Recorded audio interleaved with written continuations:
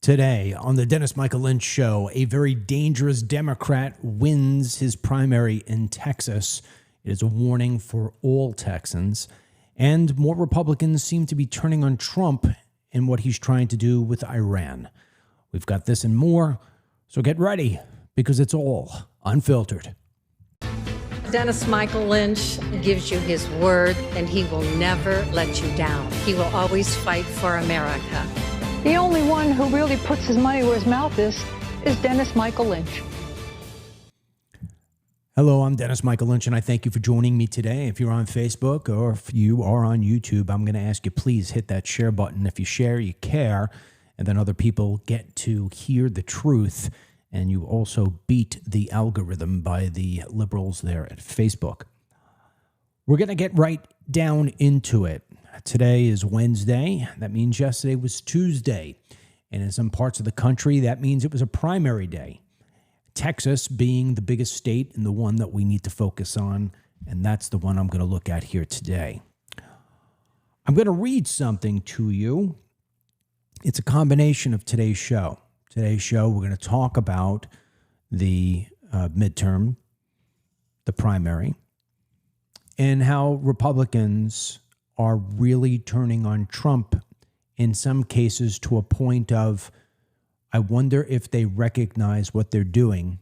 And if they do, then that shows you how demonic they are.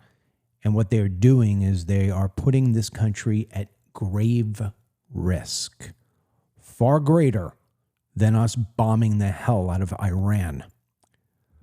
I'm going to start with Marjorie Taylor Greene, the woman who was in Congress, better known for her appearance on The View and for her incredible ability to make millions of dollars while in Congress, even though her salary was only $170,000 a year. She is a very rich woman. Boy, I would like to see how it is that she picks her stocks. This is what she wrote last night. Now that Trump and his administration betrayed their campaign promises of no more foreign wars or no more regime change, and Republicans in the majority in the House and Senate are flat out refusing to pass key legislation, voter outrage was shown in yesterday's Texas primary. More Democrats showed up to vote than Republicans in yesterday's Texas primary. If that happens in November's general election, Texas will be flipping its Senate seat blue. By the way, a Democrat has not won statewide in Texas since 1994. Whatever Trump's new twisted perversion of MAGA is going to lose in the midterms. Clearly, Mark Levin, Lindsey Graham, Laura Loomer, and Benjamin Netanyahu hijacking MAGA and flipping it to MEGA, as in Make Israel Great Again, is not working out so well. People do not want to vote for this shit show and didn't turn out in Texas. Maybe they will wake up now and realize Armageddon is not what we voted for. We voted for America first, and that means Americans first and Americans only. And that is what Marjorie Taylor Greene wrote. I'm going to use that as the premise to the rest of today's program. But I'm going to put on pause for a second what she's claiming and what she is doing and the group that she's part of in what they're doing to hurt Trump and you and me. But before we get into that, we're going to put that towards the latter part. That's going to be the arc. We're going to create an arc. What I'm going to do is I'm going to take you into Texas and what she's talking about in terms of voters showing up. You all know Jasmine Crockett. Jasmine Crockett is an African-American who is a radical female liberal who made a name for herself acting like a complete ghetto chick sitting at the dais, so to say. And it was all an act, and she was full of herself. This chick probably thought that she had a legitimate shot at becoming president. In fact, she had put out a commercial. I'm not going to play it now, but one of her Senate commercials was her just standing still with her ghetto-looking face, while in the background were things that Trump had said about her over the course of time, calling her ghetto and that she has a very low IQ, et cetera, so forth. And then she turns to the camera like she's some tough chick. And meanwhile, she got her doors blown off yesterday in the primary. So goodbye, Jasmine Crockett.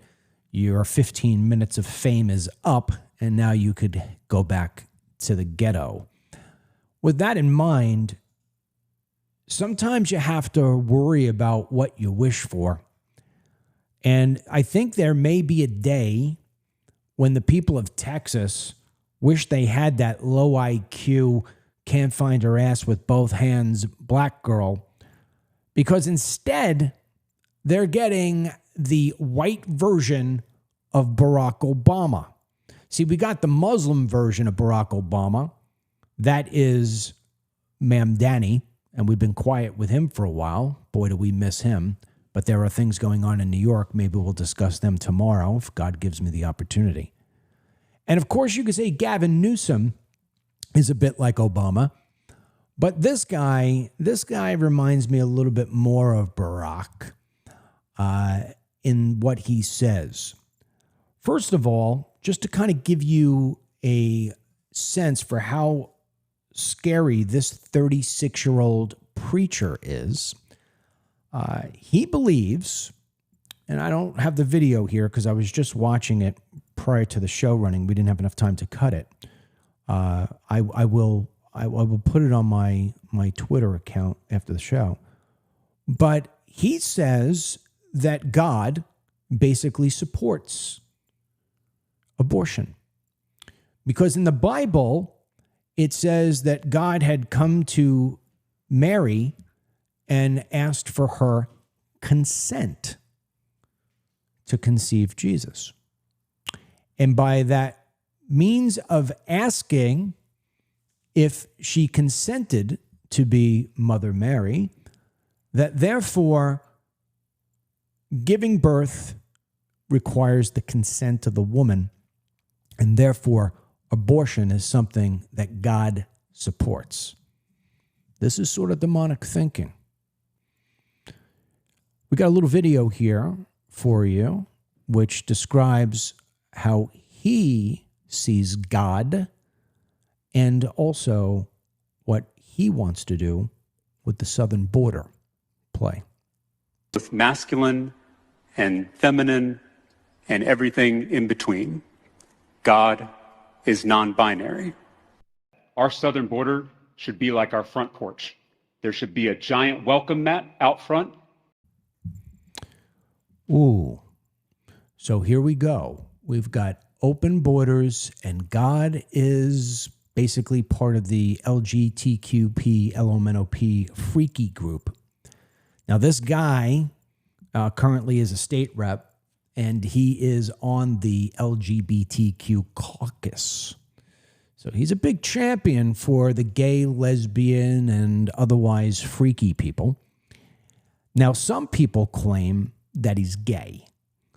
Other people claim that's not true, that he actually dated the homecoming queen or something of that nature in high school. But as of right now, at 36 years old, he does not have a wife. Nobody really has shown a girlfriend, and he has no children. So, and, to me, his appearance sort of just comes off as being LGBTQ, but I'm not making any claims. It's just my opinion, and whatever floats your boat. But for somebody who thinks God's non-binary and that we have, a welcome mat at the border and saying, come on in, that's a very dangerous person. Now, in his victory speech last night, I'll play it for you, and you pick out the two words that remind you of Barack Insane Obama. Play. We are not just trying to win an election. We are trying to fundamentally change our politics. And it's working. The number of young people who showed up to vote in this election is unprecedented. The number of Texans who have never voted before but showed up in this election is unprecedented. The number of independents and Republicans who voted in this Democratic primary is unprecedented.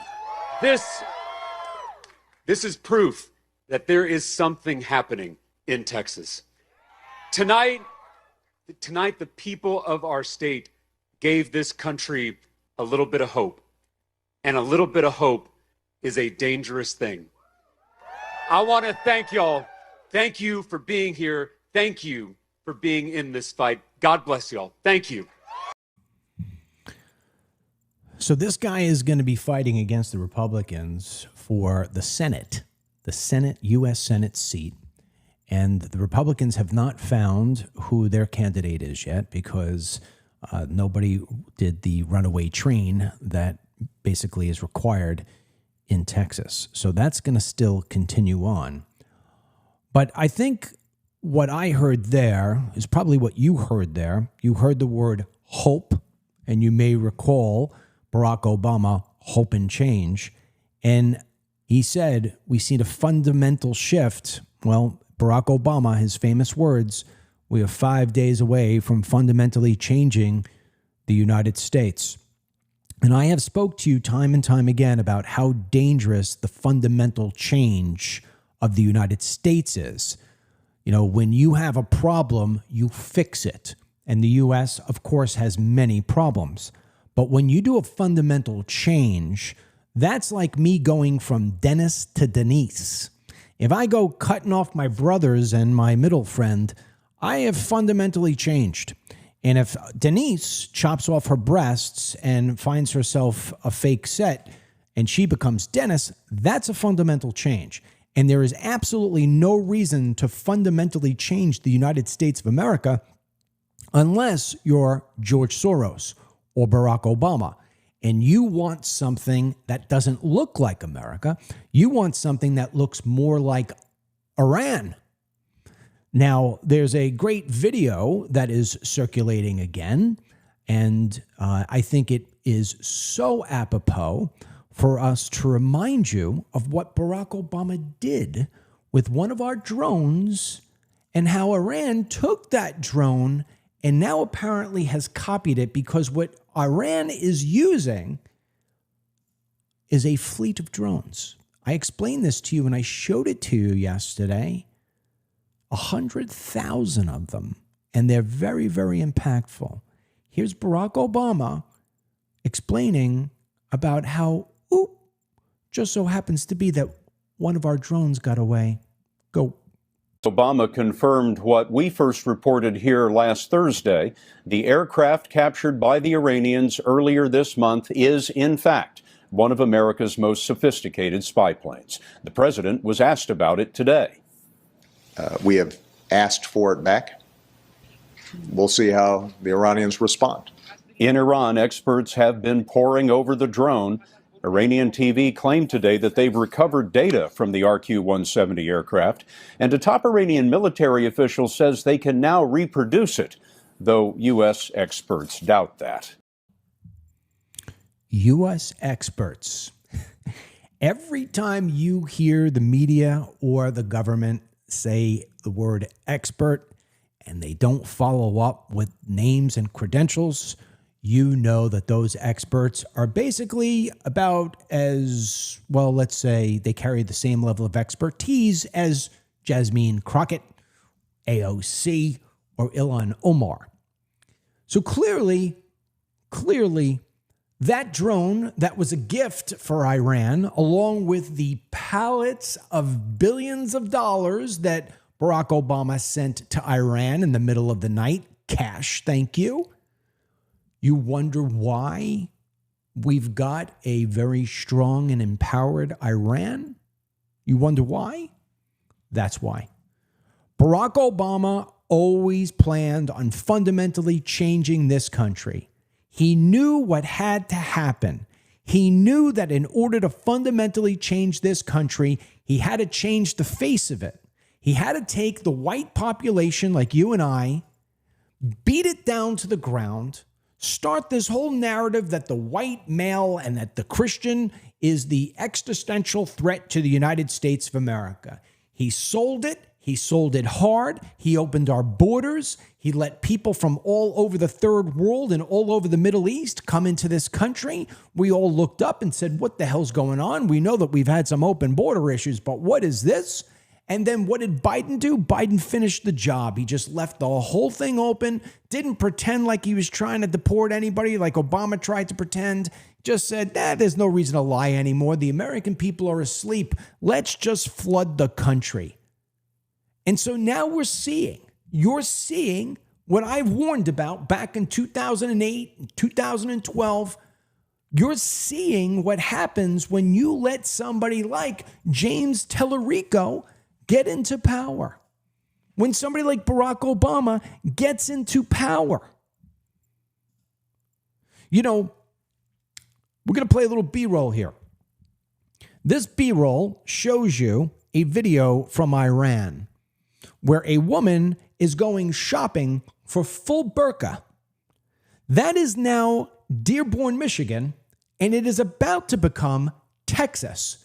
Texas has been invaded by the Muslim population. Invaded.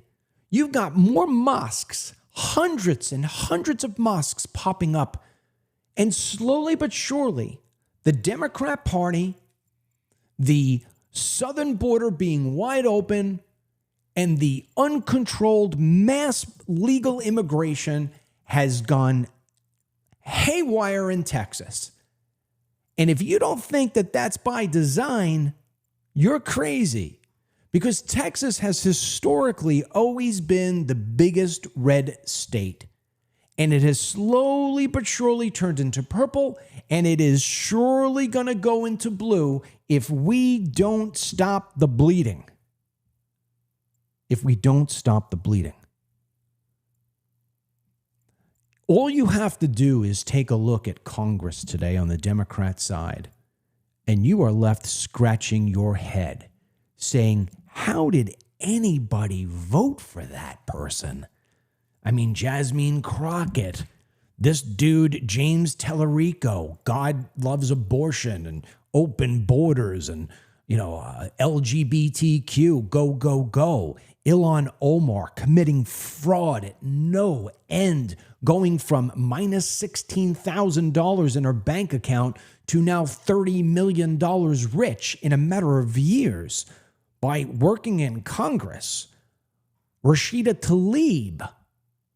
I mean, the list of bad actors, just bad, is just unbelievable. You say, who votes for this?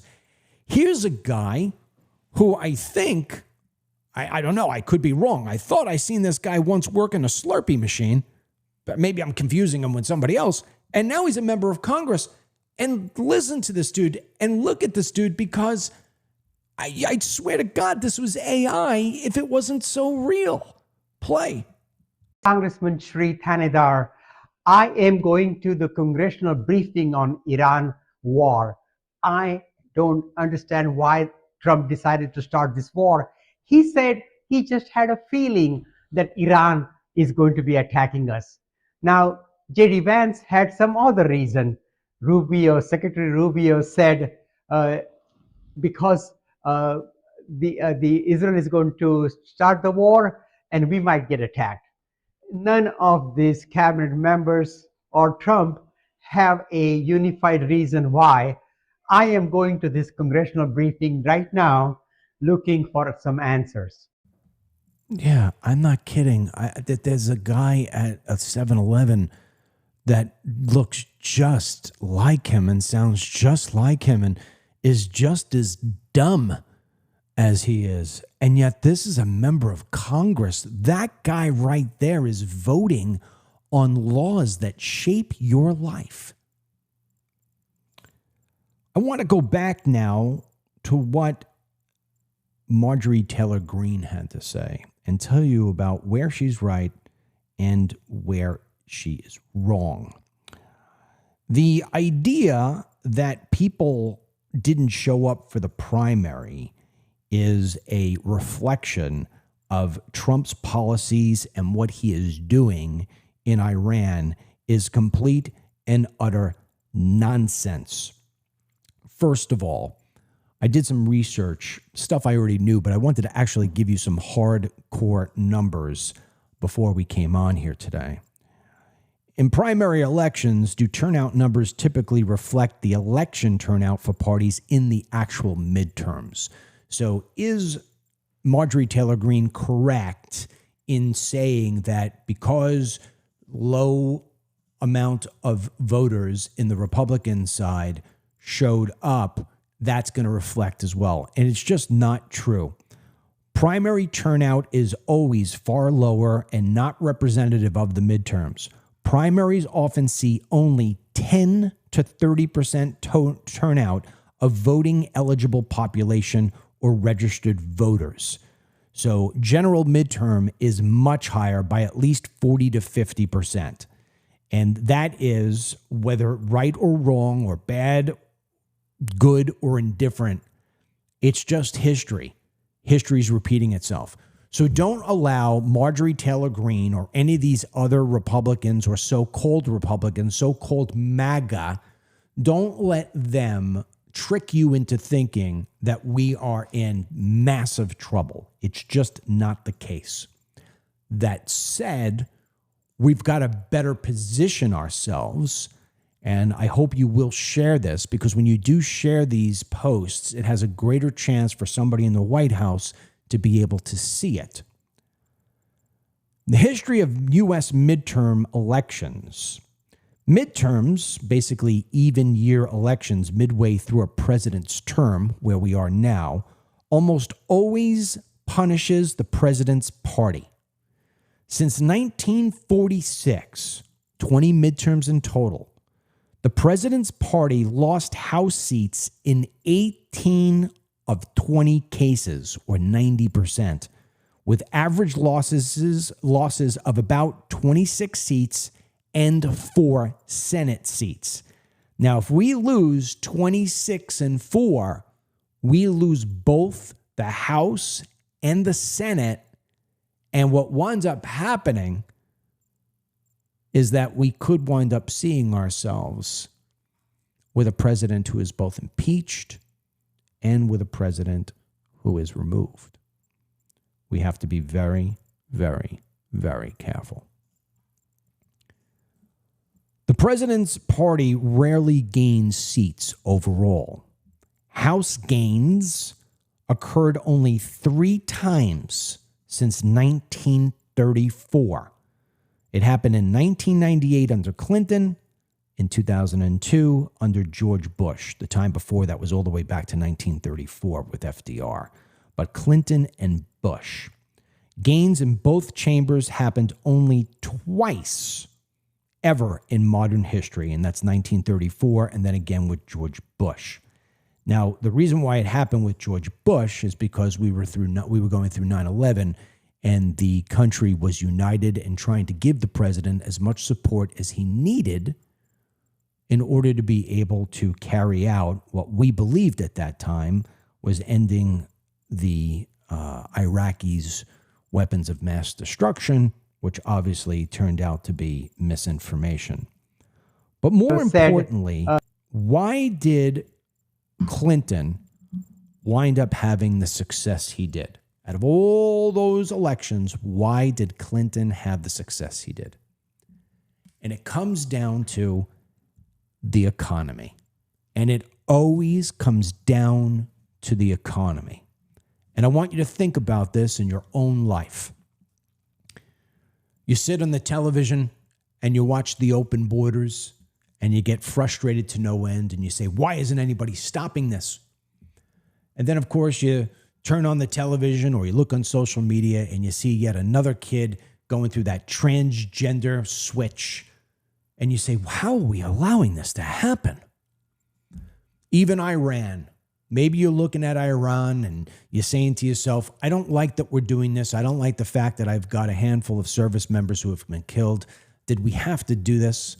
And I explained yesterday in full detail for 50 minutes, and it went viral, why it is that we need to do it and how it benefits America hugely. And ultimately, it makes everybody happy. The people who hate on Israel will be happy because when we win this whole thing and we get rid of that horrible regime, we won't have to spend as much time and money protecting Israel every minute of the day. Those of us like me who don't care for or hate on Israel, I don't care. I care about America. I'm going to be happy because that regime is gone. I don't have to worry about a nuke coming my way or the development of one coming that way. We'll have a more secular Iran, one that goes back to pre-1979, who will be an ally. And there's an estimate that we'll do about $25 billion of trade with them and create 200,000 jobs here in America because of it. So all the pluses all line up if Trump just follows through the course.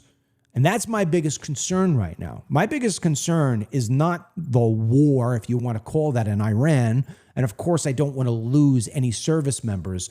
But I also realize the fact that this is part of being a service member, just like it's part of being a fireman or part of being a cop. You put yourself in harm's way. You put yourself on the line each and every day when you go to work. You knew that when you signed up. It doesn't make it feel any better or less hurt when somebody gives their life. My father was a U.S. Marine. I understand the impact that war has on one. I don't want to see that for anybody. But at the end of the day, if we don't have our military, we don't have our safety. And along the way, people are going to die. We are all going to die. Nobody has ever escaped it. It's the one thing we all share. So when you see a young person die too early, it's heart-wrenching. But when you see somebody die with honor because they're defending their country and they're following out the operations that the president has supported and signed off on, you know that that is a very heroic death. And who wouldn't rather die a hero than somebody who never did anything for their country? And I'm not promoting death, and I'm not promoting that it's a good thing. It's a horrible thing. But ultimately, those men and women died with purpose, much more purpose than many people will ever live for. So I go back. It's the economy. It is the economy that is always dictating, because all of those things that you watch on TV that get you frustrated and even maybe punch the table. Oh, I can't believe this still happens. Look what they're doing to ICE. What the hell is wrong? Why do the courts keep on doing this stuff? None of that, none of it ever hurts as much as when you got to write the bills at the end of the month. Nothing ever hurts as much as when you look at your bank account or your savings get squandered. It always hurts the most when you don't have money in order to be able to live and function here in the United States. That's why the economy has always taken front and center, because it is very personal. Unless you are the family, the father or the mother or the wife of somebody who did give their life in a war, that's going to take pole position. But when you are somebody who is sitting at home and you're struggling to pay the bills, you don't want to struggle. You want to know that things are going to get better. So, two things that are very important for everybody to consider. And I know that most of the people that are listening to this program probably already align with what I'm saying. But I'm going to ask you, please, to hit the share button, because if somebody else listens to the whole thing and they say, all right, I want to hear what this guy has to say, they'll understand this. Voting in midterms is not a spectator sport. You have got to be on the field. If we don't show up in the midterms, if we don't make Trump the next person in that very short list, the Barack Obama giving away our money and giving away our military apparatus to our foes returns. Having more people in Congress like this freak, James Talarico, or the guy from, I don't know, the brother of the Slurpee guy from my local 7-Eleven, Ilhan Omar, AOC, we don't show up. We're getting more of that. We're getting more of that. The Democrats are hungry. They smell blood. And on top of that, people like Marjorie Taylor Greene and Tucker Carlson and Nick Fuentes and Megyn Kelly and Candace Owens and a whole other list of Democrats. Senator Tillis going off yesterday on Kristi Noem for no good reason other than just showboating one more time before he exits out. If we do not show up and stand up, we're going to get more of what it is that we were living through with Joe Biden, only worse. The censorship comes back. The high inflation comes back. The open borders comes back, and all the crime and all the costs and all the cultural change with that.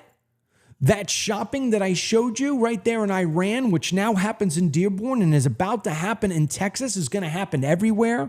What you see happening with Mamdani in New York City is going to be the norm. We can't sit back. We've got to make history.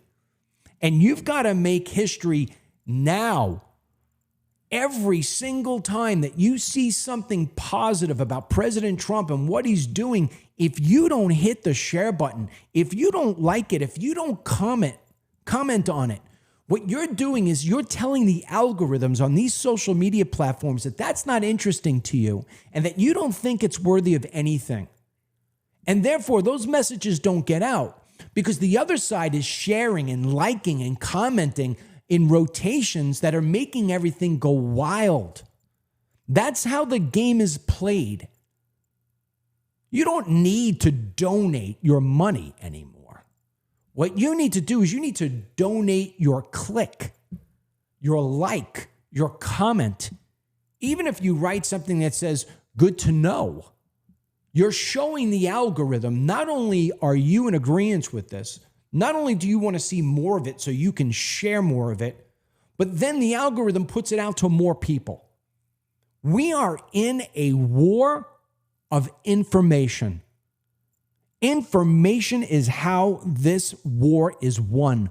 Right now, the Republican Party is so splintered because the American people have given so much power and credence and credibility to people who don't deserve it, like Megyn Kelly and Tucker Carlson and Candace Owens. Look at the three of them. They have never done anything in their life that you would sit there and say, now that is a great American.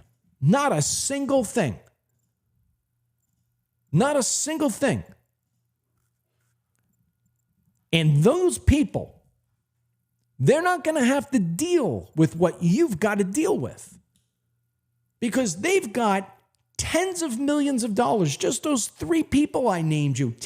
They don't have to work another day in their life. They probably make in interest alone on the most bottom line CD investment. They probably make more in interest than you ever made in one single year. They make in a month. These are the people who are shaping the narrative. You need to beat that. Now, with that said, President Trump needs to take some action. He needs to take some action. If we are going to win these midterms, if we're going to wind up being an anomaly to where we're like listed now in the very few that have ever been able to pick up seats in the midterms, Trump must put the economy first and foremost. And we have to understand that the courts and the Democrats and even some of his own party like Thomas Massie and Rand Paul are against the tariffs and trying to make the tariffs impossible. We have seen inflation go down. Gas prices are going down. The job numbers actually were really strong, better than expected just 2 weeks ago. These are good things, but we're not hearing enough about it. What we're hearing instead is the Epstein files. ICE is horrible. And of course, this war with Iran is the single worst thing of all time, and it goes against the campaign promise. Politicians all the time have to break campaign promises because the world changes. The world changes. If I promise you that I'm going to run in the New York City Marathon and I promise you I'm going to come in the top 5, but I don't because I sprained my ankle, did I break a campaign promise or did things change that I didn't expect? And that is exactly what Trump is dealing with. I outlined it yesterday. If Trump finish this through, if he can finish it through, it may take a couple of weeks. We will have regime of Islamic crazies gone, a more secular, normal Iran, who is an ally of ours. This will impact gas prices significantly to the benefit of you. It will only help them go down as Iran holds 10% of the oil reserve in the world. We now have a new trading partner. I already explained that to you. 200,000 new jobs, $25 billion a year and more revenue going back and forth. This is going to be a good thing. We don't have to spend the amount of money that we've been spending on defense against Iran, whether it's helping Israel, helping ourselves, helping against cyber attacks, helping against what they're trying to do with the cartels, bringing drugs into this country. We can spend less because it's not the same country anymore. It's not ran by the evil empire. It is a positive, and Trump needs to explain that. Trump needs to take what I believe has been a very bad PR campaign around this whole thing with Iran. Got too many people talking. It's got to be one centralized message. If it's Marco Rubio, great. If it's you, Mr. President, great. But the talking points has to be, it is also going to help us with the economy. We won't have to fund Israel as much as we have. We won't have to protect them as much. So the people who hate on Israel, you'll be happy. The people who love Israel, you're going to be happy. They don't have to worry as much. And for the people who are America first, who are worrying about America and our finances and our safety, we have made a huge, monumental move by getting rid of this horrible regime. And just because we got rid of the regime and we were doing what we're doing in Iran doesn't mean that we're not deporting people. It doesn't mean that we're not rounding them up. It doesn't mean that we're not improving on the economy. This is not a linear White House. We can do multiple things at one time, and we are. You're just not being told about it. So we want to tell you about it. We want to show you the receipts. We want to show you what is happening. And yeah, you know what, by the way? I am going to take some further action right now that is going to help the American people. I would urge this president to take two immediate actions which would basically throw Democrats on their backs and maybe be able to keep them down. Actually, three actions. First and foremost, do whatever it takes, even if it means accelerating the bombing and the attacks, do whatever it takes to end this stuff with Iran within the next week or two. I would even argue for a week. If your plan was to send out 1,000 missiles, send 3,000 missiles today. Get this done quicker. Show the victory. Show the receipts. Show how it is that a secular Iran is going to wind up benefiting everybody in the world, Israel, and mostly those American citizens. Don't just go down, you won't have to worry about getting nuked, because people don't worry about that like they worry about paying their bills. Explain how this is going to bring gasoline prices down and more jobs to America and less money going out from taxes to foreign aid. People are going to want to hear that, and if you can show it and demonstrate it, boom, that's number one. Number two, you have touted how the tariffs have been great. Right now, the greatest thing you can do to support tariffs is to cut a check to every American citizen. Let us share in the tariff revenue. Let us feel that it's working. Don't just tweet about it.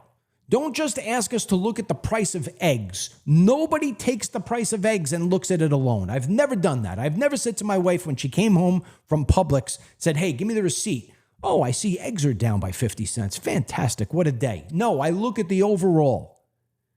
So let's get a check out to all Americans, whether it's 1,000, 1,500, 2,000, 3,000.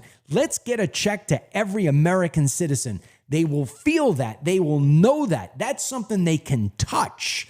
And no Democrat can take that away with some stupid talking point or video that goes viral on Facebook. And then the third part that I have been screaming about, when I look at the comments in the comments section of all the videos I'm putting out to try to support this president, I always get back the same thing over and over and over again. You get the Epstein files. I'm going to push that to the side because nobody's ever going to be happy with that. So just let that off to the side. That is not going to impact your life. Ultimately, I always hear about, I don't want to be in a war. Well, it's going to be over soon. And I need my health care premiums to get lowered. This is something the president has to show that he's working on. And number 3, and maybe the most I see, is I was promised mass deportations. I understand the president does not have the power over some of these court decisions, or at least it slows the process down. All people see is that there's still people in the streets working jobs, what have you. If you want that visual to show that you are doing the right thing, Mr. President, you must put in mandatory E-Verify immediately. That will cut off those jobs, open it up for Americans, and these people will go home. And if we see less people in the streets, in the schools, in the hospitals who can't speak a lick of English, and we could hear about how it is that 1 million people self-deported, 2 million people self-deported, people will now say, yes, you're getting it done. Having ICE run around like Keystone cops isn't getting it done.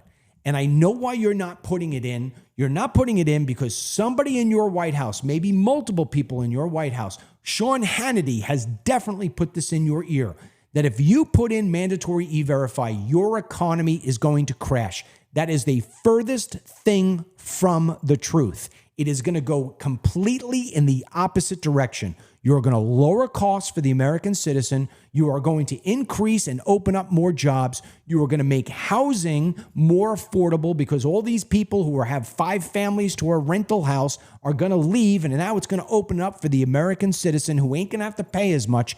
It is going to be a win-win-win-win-win across the board. And what I would, if I was sitting in front of you, Mr. President, and you asked me, give me one example of where you can show that the people who have all warned about Armageddon were wrong, I would bring you back to New York City, and I would invite you to have your friend Rudy Giuliani sit next to me while I explain this to you. Back when Rudy Giuliani was the mayor of New York City, he wanted to clean it up. He said, this is a dirty place. Everything else about it is horrible. David Dinkins has ran it into the ground. I am going to clean it up. And he got rid of all the prostitution on the corner, and he got rid of the peep shows down 42nd Street.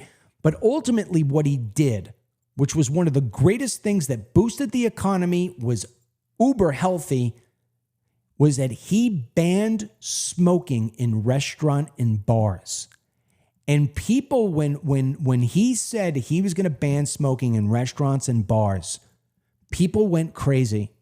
The restaurants and bars said, we're going to lose business. We're going to shut down. People aren't going to come. You're going to destroy our businesses. The people who smoke said, I'm not coming anymore. And then what wound up happening is that Rudy Giuliani was proven correct. What Rudy Giuliani proved was that the people who weren't going to restaurants and bars because they didn't want to smell and be subjected to that toxic cigarette smoke, they showed up. And the people who had to have that cigarette went outside and smoked outside. And the bar and restaurant economy boomed. And that is the same thing that would happen right now if we put in mandatory E-Verify and we rid of the illegal alien workers who are not supposed to be here. There is not an American citizen that I know of who is hiring an hiring an illegal alien who would sit there and say, yes, I'm willing to go to jail and pay a $10,000 fine per illegal alien that I hire. I'm willing to roll the dice. No frickin' way. You put those things in, and by the time midterms come, people will see the money rolling into their pocket. They will see that the Tucker Carlsons and the Megyn Kellys and the Marjorie Taylor Greens once again got it wrong, and that this president was exactly the man who they cast their vote for. You know, when you look at the numbers in terms of the registered voters in this country, we have ourselves a serious disadvantage. And I mean a serious disadvantage to the point of we need the independent voters, because if we don't get the independent voters, we are basically screwed. And that is who Trump is going after. And of course, his own party. He needs them to show up in the midterms. Right now, in the United States of America, there are 45 million registered Democrats to only 38 million registered Republicans. So it comes down to those 34 million independent and unaffiliated voters. You put those two together, and now we're over 70 million compared to 45 million Democrats. We have got to, and I mean got to, focus in on the economy today. I think I laid out the greatest single plan. If I were the president of the United States, that's what I would do. If my wife was the president, I would enforce everything I had on her to say, get this done, because if you don't get it done, we're going to get kicked out of this White House. And truth be told, Mr. President, you may not want to look this in the mirror, but if you lose the House and you lose the Senate, not only do the people who voted for you lose our country, but you are going to lose your freedom, because they are going to impeach you, they are going to remove you, and then they are going to arrest you and convict you and put you into jail. They are going to send a message that they are never, ever, ever going to allow another Trump-like figure to ever run the country again.